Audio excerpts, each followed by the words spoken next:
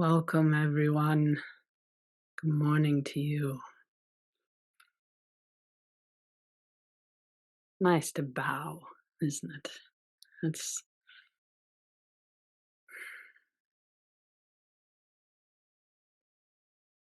You just take a look at your faces.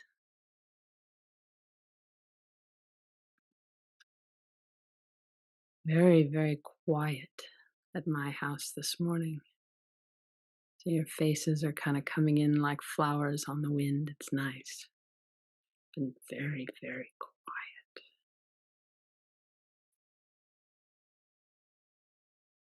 As you probably saw today, I want to talk about mountains, being in the company of mountains. Which, if you're like me and you're from Utah, and you're actually from the mountains, you usually say mountains. Don't say the T. People give you a really hard time about this. This is a little poem by W.S. Merwin called Mountain Day. He says, with one dear friend, we go up the highest mountain, thousands of feet into the birdless snow, and listen to our breaths in the still air for a long time beside the observatories. Later, we stretch out on the dark, crumbled lava slope, looking west at the sun, yellowing the clouds below. Then we go down past the wild cows to the cabin, getting there just before sunset, and eat by the fire, laughing at what we have forgotten to bring. Afterwards, we come out and lie braided together, looking up at Cassiopeia over the foothill.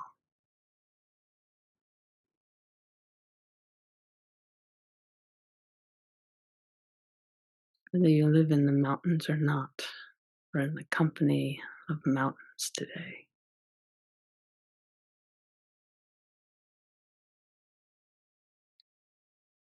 If you like a koan as you sit,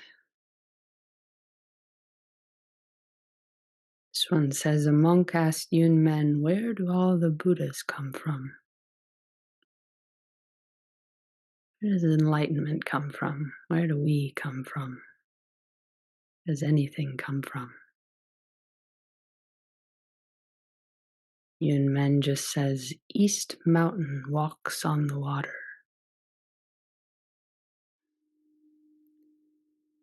One of probably my favorite Zen encounters, and there are many great Zen encounters, is between old Bai Jiang and Wang Bo.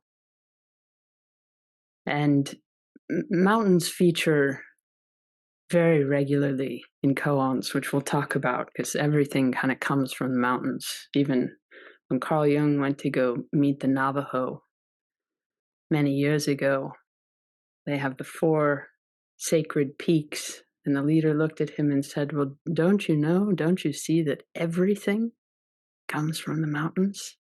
All creation? There's something special they hold for the psyche, and pretty much every culture has gone seeking up the peaks for something. But in this encounter between Bai Jiang, who's, I don't know, we might imagine probably smaller than me, probably less than 5'5", maybe 5 feet, and Wang Bo, who's about 7 feet tall. And he comes towering in to the Dokusan room. And you can imagine Bai Jiang looking up at him, and he says, magnificent, imposing, where have you come from? And Wang Bo says, magnificent, imposing, I've come from the mountains. And Bai Jiang says, and what have you come for? Wang Bo just says, not for anything else.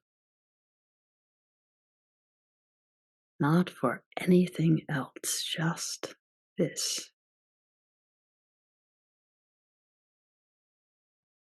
And you can feel, think about this with these Sunday mornings, especially, but pretty much any time I come to a temple, think, what have you come for? And I never have a good answer. I mean, I can try to come up with one. It's nice to see people, or I don't know, it feels good to sit. Sometimes my mind gets a little clearer sometimes, but any move toward explaining it just ends up making it feel smaller. But that feeling, that just bringing oneself to the territory, not for anything else.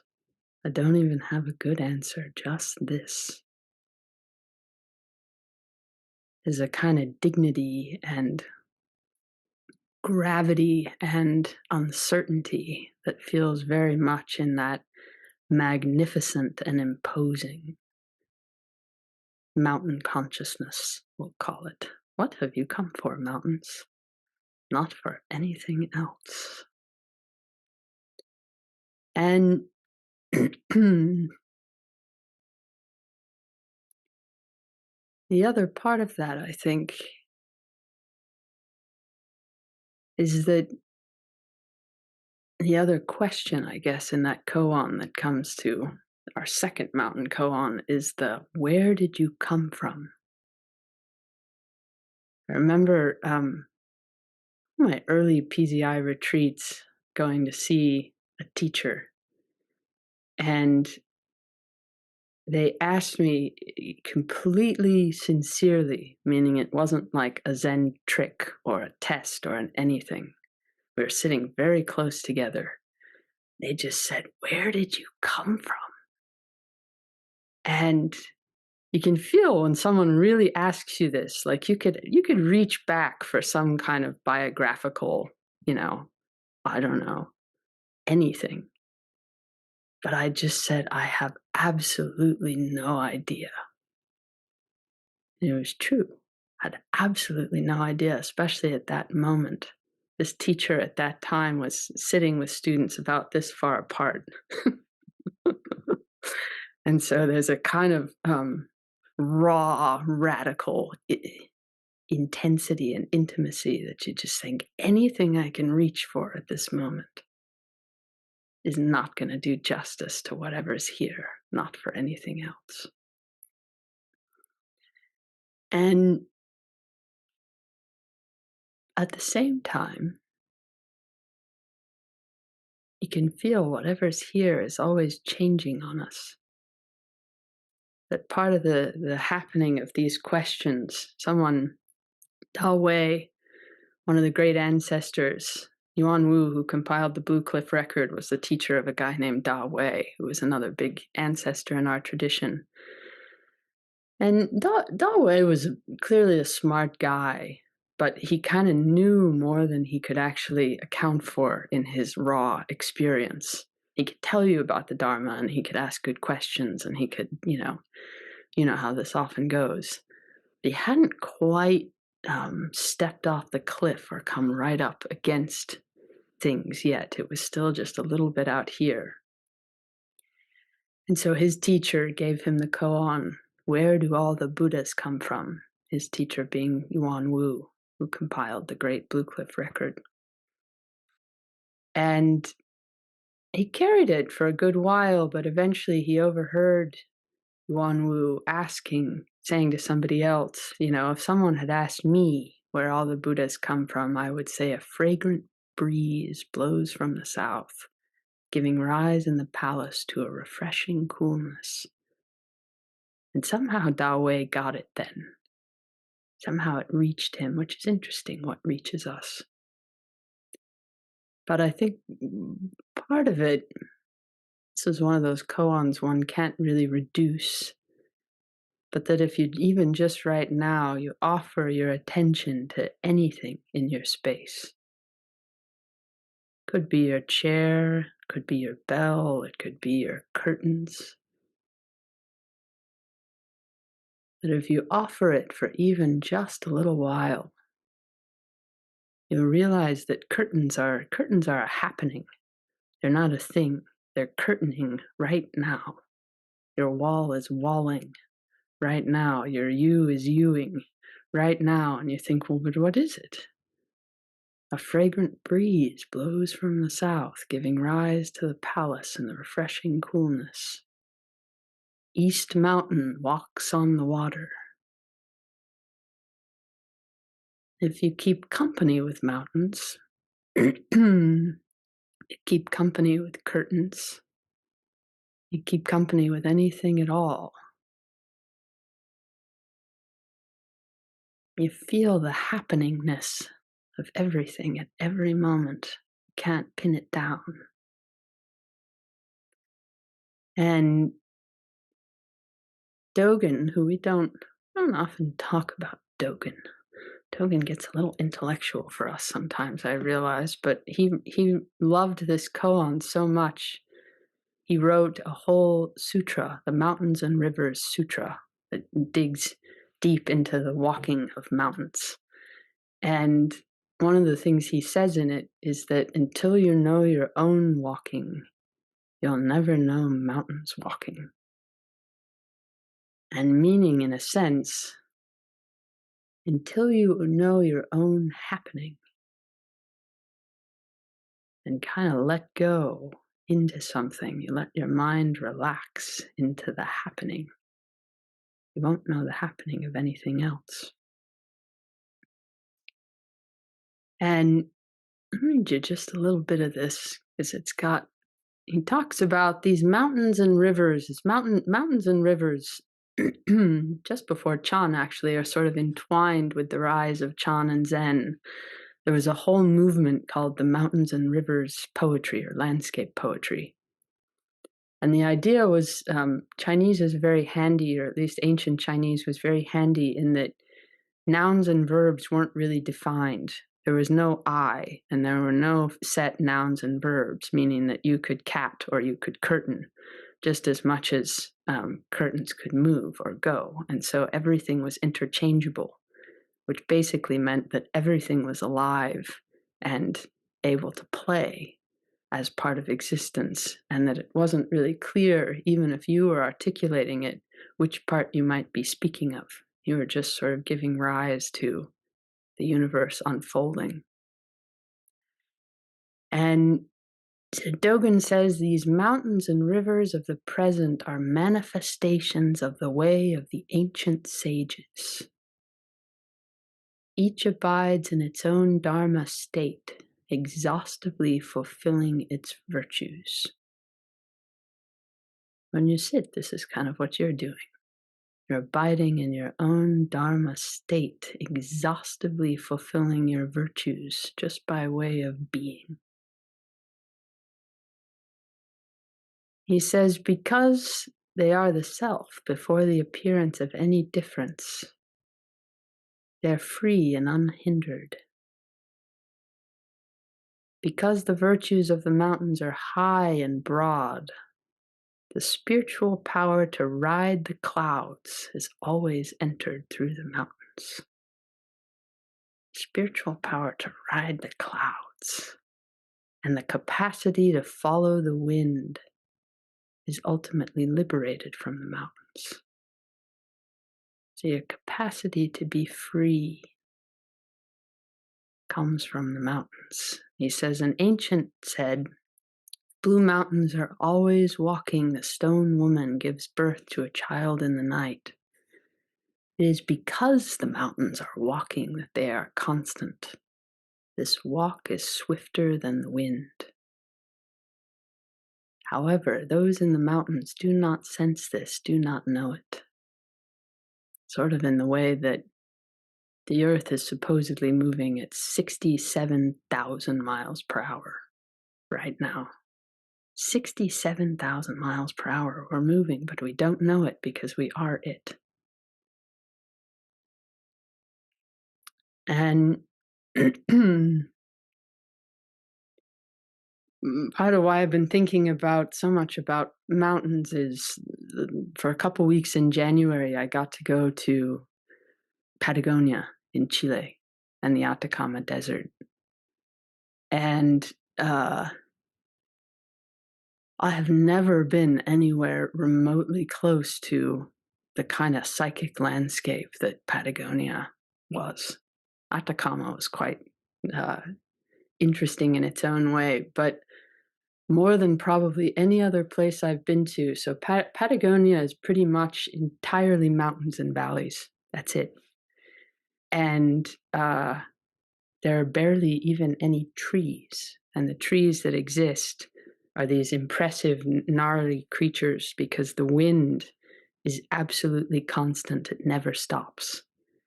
And so, no matter sort of in Dogen's mind,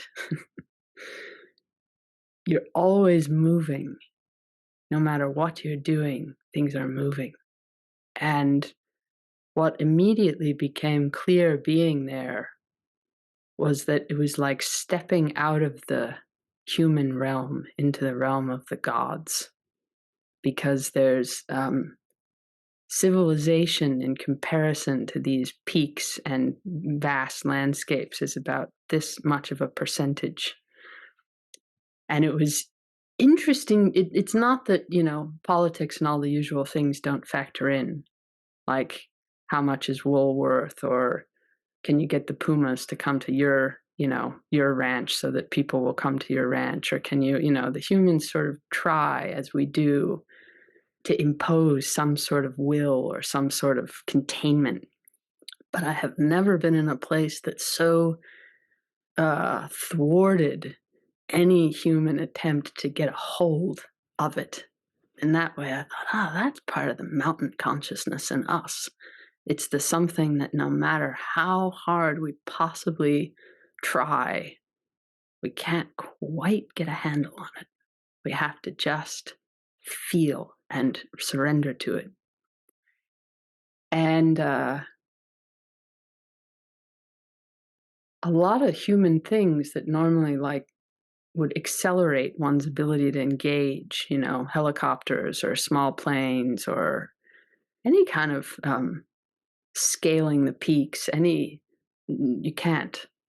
The weather changes so fast and is so dramatic, and the wind is so constant that you just have to go the way the mountain goes. You have to go its way. And even on the first day I was there, we went horseback riding down through a beautiful river valley. And it was very far removed from anything, and I could feel in my own mind, almost like the old settlers in the West must have felt when there was just absolutely nothing yet that they knew how to relate to. And I was imagining, as we passed this beautiful river valley, what it must have felt like in those times to see something and think, oh, I want to settle there. I want to somehow have it be mine and make borders and, take things, and because it's nice, you want it. And to let go into that and just move through it without having it is an interesting thing for we little humans.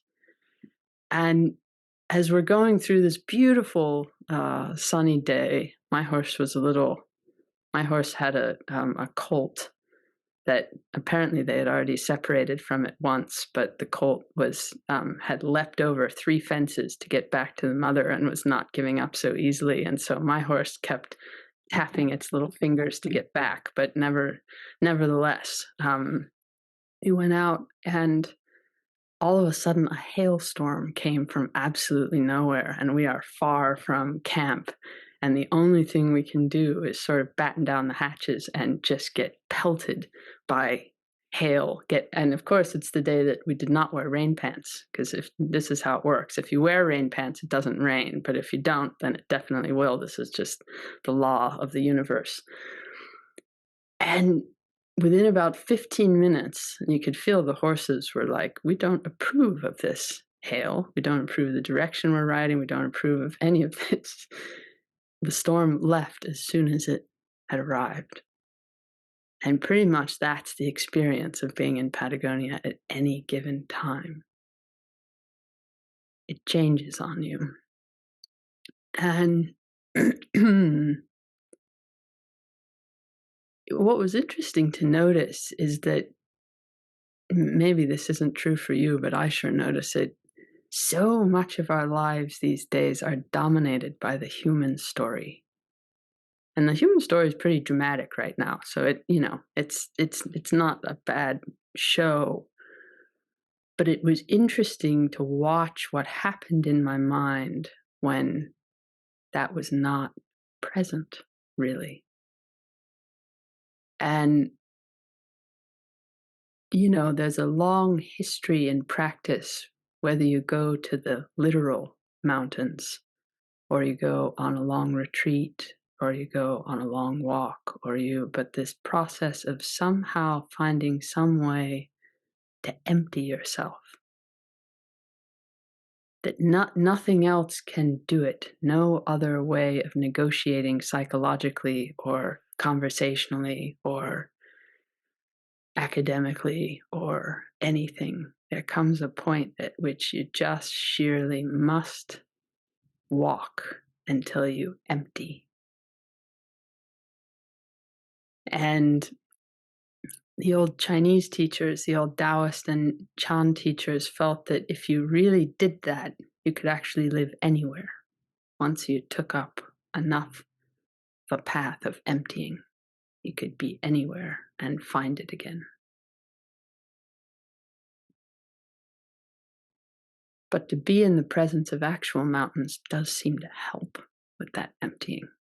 I noticed when we tried to have dinner every night, we had absolutely nothing to say to each other, which was interesting. We like to talk, and we like to watch people, and we like to talk about watching people, and all nothing. There was nothing to say, and it wasn't in an unpleasant way. There was just you look outside and you kind of look. My partner at one point said to me, I feel like someone has taken a power washing hose to the inside of my head. And I said, yeah, it's kind of like that. And the flip side of that mountain consciousness, because it is it's a very young environment. I don't know if I've ever been anywhere. We oftentimes in our practice, there's a yin aspect that we focus on a lot, making containment, making welcome, making relationship, being in the presence of mountains like this has much more of a yang. One day we went on a 10-mile hike, which I'm not in bad shape, but I don't usually do like a 10-mile hike. And at some point, I don't know, sort of like the horses, your body thinks, what are you doing? Why are we doing this? And you just keep walking, you just keep breathing, you just keep moving. And this happens in sitting practice, right? I don't like it. I'm bored. How much longer? How much, to just keep moving. That's a kind of beauty of the yang side of practice, that I can develop a kind of endurance to it and a commitment to it that mostly withstands the obstacles, learns to respect the obstacles. And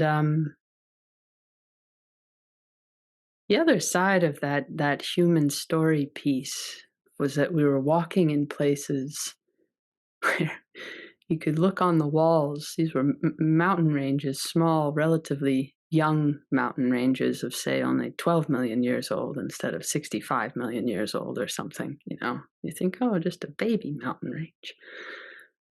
You could see where even just a few thousand years ago it had been underwater, and all the collections of sea life and shells were all kind of kludged together and that we were walking in the valleys that had been underwater, and there's something about relaxing into that long arc that even for myself, I don't have to be so attached to this human form, that the story and you feel, to really keep company with a mountain, you realize, oh yeah, I'm part of that story.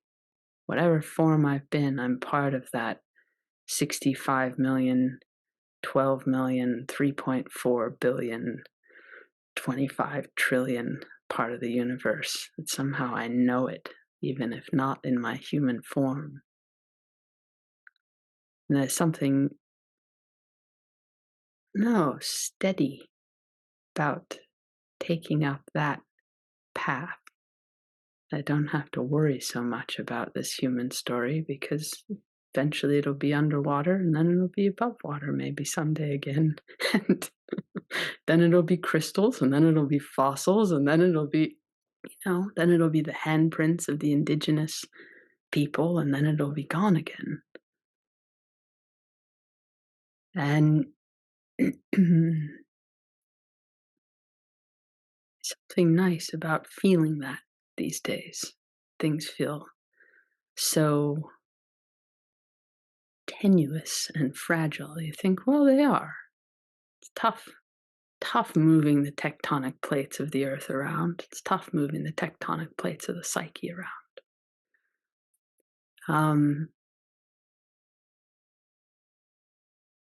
tell you a little bit, and maybe we'll sit a little bit and I'll tell you more. There's lots of, one of the myths that comes out of ancient China is a guy who, instead of the world in 7 days, there's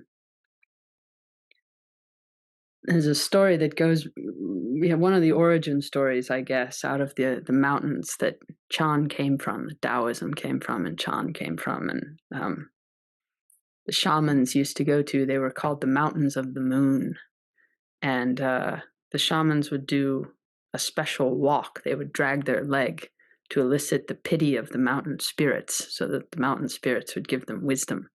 And so, no matter what vantage point you take, humans have been very interested in what happens in mountains for a long time. Wisdom appears, special dreams appear, wisdom appears. And the Chan thing was, of course, to take that back down into the valleys. And that's part of the Chinese spirit too. There was a very interesting notion, because eventually the shamans sort of, civilization arose, and the shamans, everybody thought the shamans were weird then. Like, we're not sure what to do with your shamanism. We have like bureaucracy and civilization to keep up with. And so the shamans moved into the mountains and became hermits. And the hermits, many of them eventually became Dharma people once everything kept moving around. But there was always this tension between wisdom and kind of the purity of mind that might come from that emptying, and then sharing your light with civilization. And there are many stories in ancient China about that, but you can see, oh, that's still true. Like, it's true in the way we take up our own practice, that sometimes moving deep into retreat, or having a profound emptying out, or taking a period to reconnect with the larger than human story is deeply needed. But then there might be times where I move back into the world. And the world has always been the world, crazy as it is, down in the valleys. And the peaks have always had a certain purity. And there was a great understanding of the time of people who would move back and forth. And mostly the leaders were always trying to coerce the hermits to come back down into the valley and give some wisdom. He said, help them. And the hermits were oftentimes like, there's one story where the hermit apparently went and washed out his ears so he could forget the conversation of the ruler coming to ask him to rule. He thought, no, I don't think so. But in any case, in the beginning, chaos always begins with chaos somewhere, which is reassuring sometimes, I think. Split into yin and yang, and then into lesser yin and lesser yang, and all these 4 forces produced the 84,000 things, the 10,000 things, all of existence. But the first of which was Pan Ku, someone named Pan Ku, and as soon as he was born, he picked up a mallet and a chisel and spent the rest of his life creating the space between heaven and earth, which is where we all live. So, we thank him. But instead of 7 days, it took him 18,000 years. You think, the East is on to something, I think. It seems more fitting it would take 18,000 years, but when he finally laid down and died, his body became the 5 sacred mountains. And out of this is so much where the wisdom tradition began. And eventually his feet came to resemble a blossom rising from the foliage of stone. And there was a particular mountain called Flower Mountain where a lot of these shamans came from, and to climb it required great courage and great desire. And in some way, taking up any kind of real practice, meditation is, a pretty helpful one, but it might be painting, or it might be carving, or it might be, I don't know, writing, anything that there's a mountain that you're engaged with somehow. There's something you can't tame that you somehow are giving your energy to because it might hold something for you. Anytime we take up a real practice, I think it does require some courage and desire. And there was a Scottish woman many years ago who wrote a book called The Living Mountain. Her name was Nan Shepherd. And it was a book that for various reasons, sat in her drawer for 30 years and then came back. And to give you a little sense of her, one of the most famous photos of her was when she was a very young woman, and somehow while she was waiting for them to take her picture, she took a roll of film and tied it around her head and put a brooch on it. And so she looks like this incredible princess, and now she's on one of the Scottish notes. But anyway, she lived near the Cairngorm Mountains, and her practice, really, her deep and abiding practice, was to walk with these mountains. And it's an incredibly beautiful book, but I want to read you just a couple passages of it before we sit, because you can tell whatever she was getting, it's what we're getting at. It's what the old masters somehow understood. One of the things she talks about eventually in the book is that at the beginning she was just obsessed with the peak, which of course, that's what we want. But as the peak, she's like, okay, peak, I can peak. But what else is going on here? And that's when you get a real practice. But she says, summer on the high plateau can be delectable as honey. It can also be a roaring scourge. To those who love the place, both are good, since both are part of its essential nature. And it is to know its essential nature that I am seeking here. To know that is with the knowledge that is a process of living. This is not done easily, nor in an hour.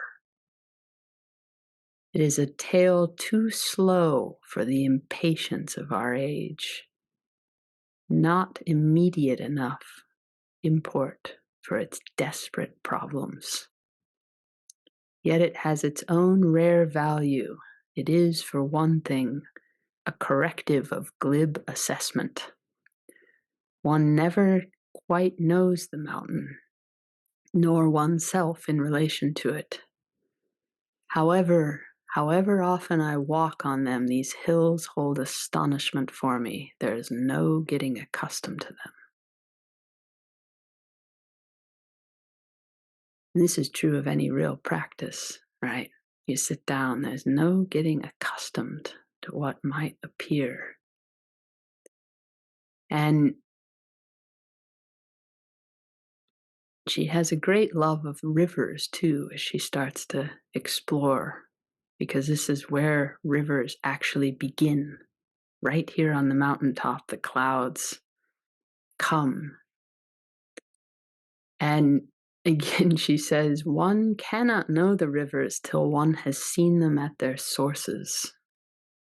But this journey to the sources is not to be undertaken lightly. One walks among elementals, and elementals are not governable. There are awakened also in oneself by the contact elementals that are as unpredictable as wind or snow. If you sit, you will come in contact with your wind and snow, your contact elementals. You think, where does this hail come from? The horse does not like it. But you ride. And the last one for now, she talks about they find this loch, this lake that's in one of the caverns that's very, very hard to get to. And as she's wading out into it, she suddenly comes upon a drop off. And it shocks her, the brightness of it. She says, we waded on into the brightness, and the width of the water increased, as it always does when one is on or in it, so that the loch no longer seemed narrow, but the far side was a long way off. This is part of that mountains walking too, that if I really look at water or rocks or stone or, I don't know, someone I love or someone I hate, it changes on me. She says, then I looked down, and at my feet there opened a gulf of brightness so profound that my mind stopped. We were standing on the edge of a shelf that ran some yards into the loch before plunging down the pit that is the true bottom.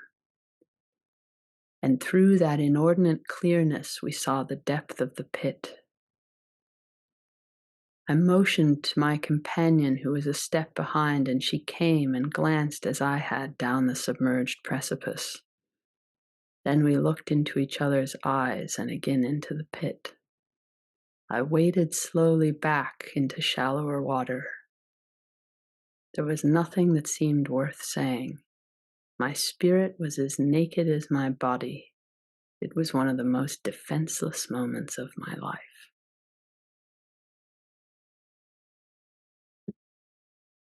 And that's the other thing about really looking, is we get completely defenseless in the face of reality. It steps forward and reveals this kind of absolute.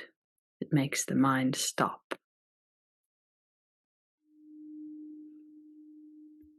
They did studies a while ago that if people experienced some kind of awe, like they saw a picture of the galaxy or a mountain or something, that their handwriting got smaller, and that they made themselves, if they drew themselves smaller in relationship to everything else. And something about that mountain consciousness, to really let it in, the eye starts to, like the human story, starts to get much smaller. And yet the world gets much fuller. It's kind of an amazing thing. I'll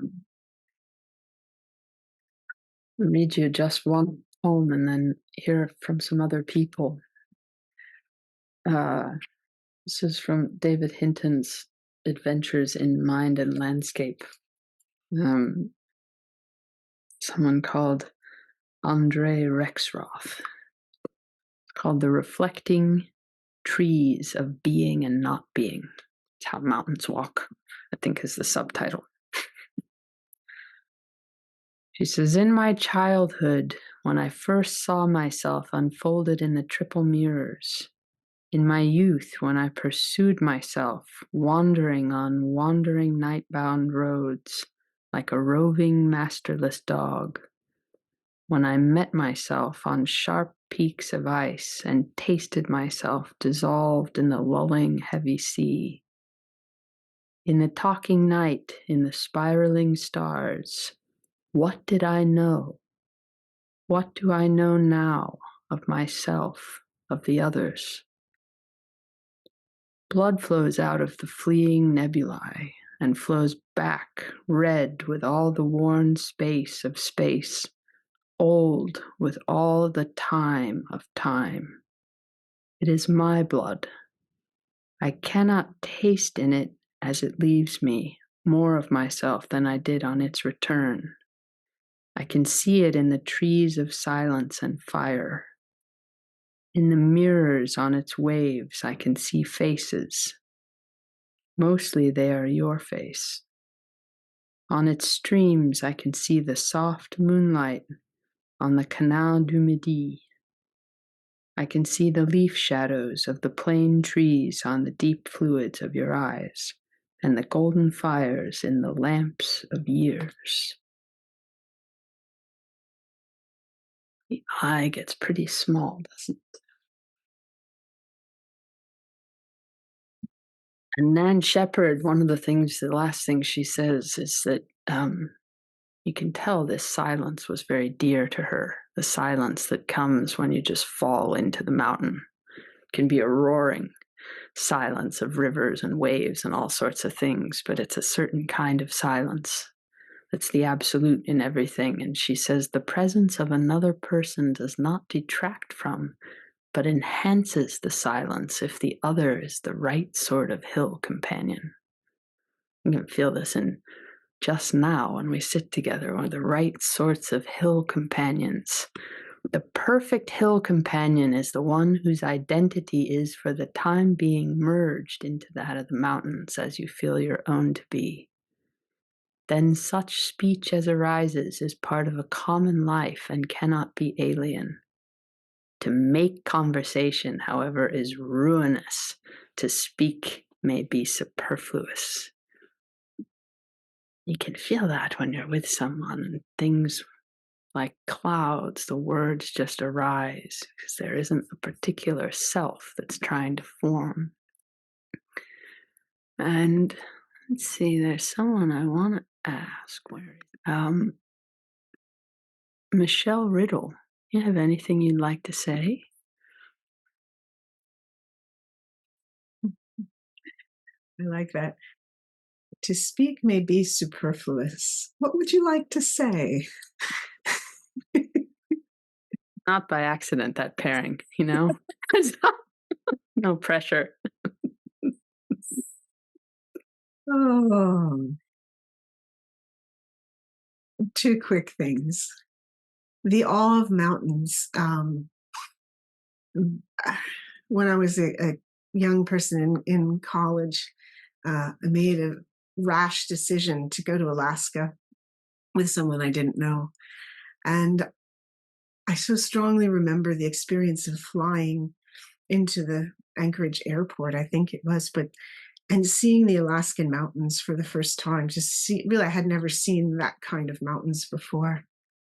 And I was so stunned at how they captured me. And my sense that I recall is actually standing up and running down the aisle of the airplane saying, oh my God, no one ever told me how amazing these mountains are. And then the other thing is sitting here as a mountain with a cold and letting the rain wash down over my slopes and the water rising in the valley. And I thought, how do we know when the mountain becomes the valley and vice versa?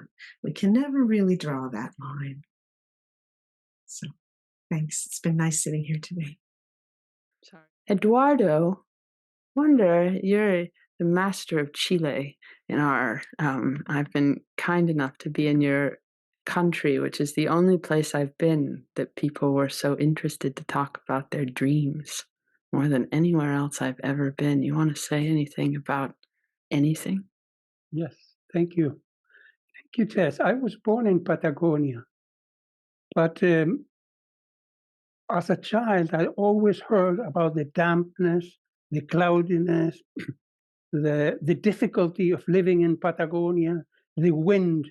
And somehow through your story, I recuperated the magic of Patagonia. Yes, it changes, it varies, but there is a magic to it. And I realize now how impacted I have been by this story that my parents were telling me every day, as if we had to get out of Patagonia. Patagonia is the worst place on earth. No sun, rain, dampness, cold. So I'm thanking Thank you for showing me this other side. Thank you, Eduardo. My feeling about that, we often where we do a lot of our open mind retreats, Bolinas, which is right on the coast and has very similar trees that are in all sorts of strange shapes because the wind is always going. People say it's on the, well, people don't say, we have good evidence, I suppose, but it's on a different plate than the rest of California. And I've often heard it's a place you go to heal, but not to live. That it's doing, and Patagonia felt very much that way to me. Our guide was a French Chilean sort of guy, and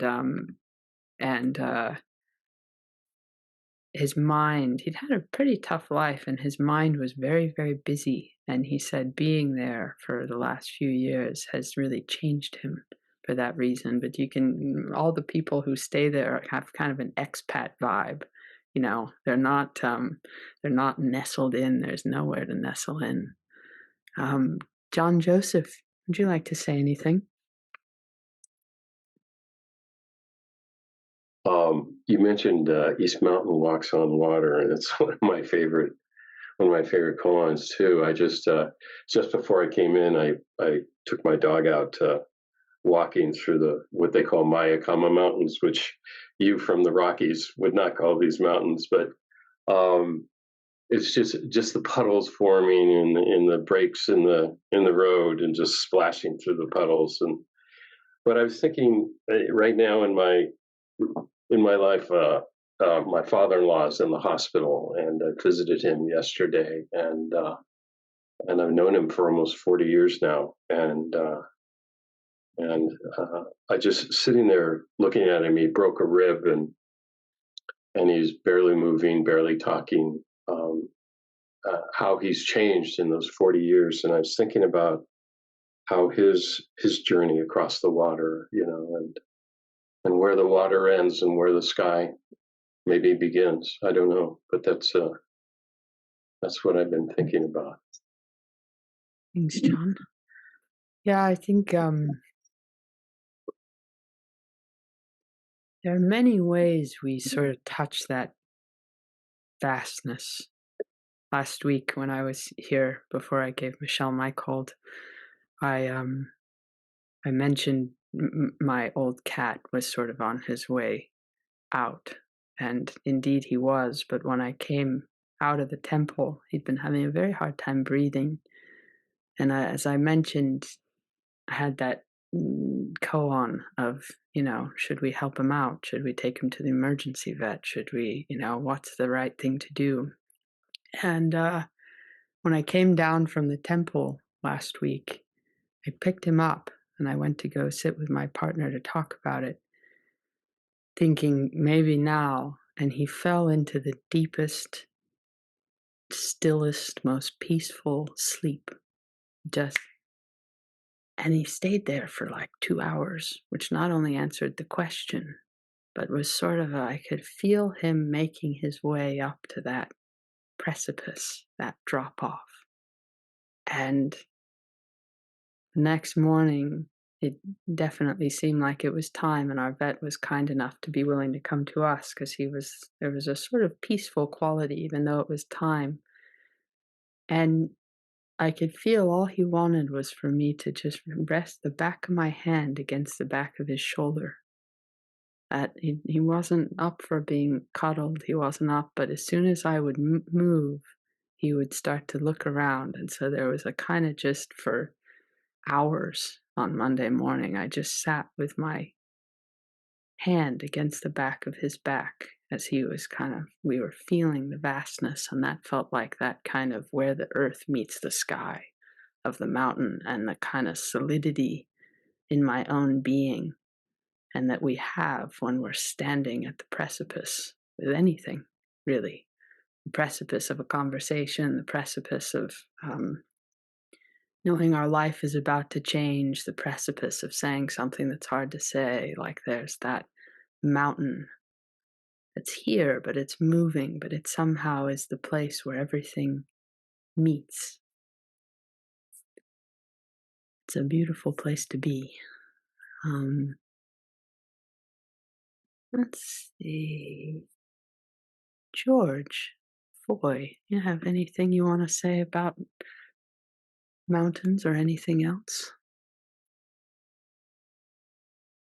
Hi, no, I'm just gobsmacked by how beautiful your descriptions were. And but one thing that you mentioned about the shamans who would walk through the mountains limping, hoping that the gods would take pity on them, or the mountains would take pity on them and confer some wisdom, it reminded me of probably the most frustrating and longest and hardest exposure to mountains I had a long time ago. I had to go into Afghanistan when the Russians were there for something I was doing, and for writing. I had no nefarious designs, but I went in with some mujahideen. They dressed me up in robes and turban, and the frontier guards fell apart laughing when they saw me. The robes did not work.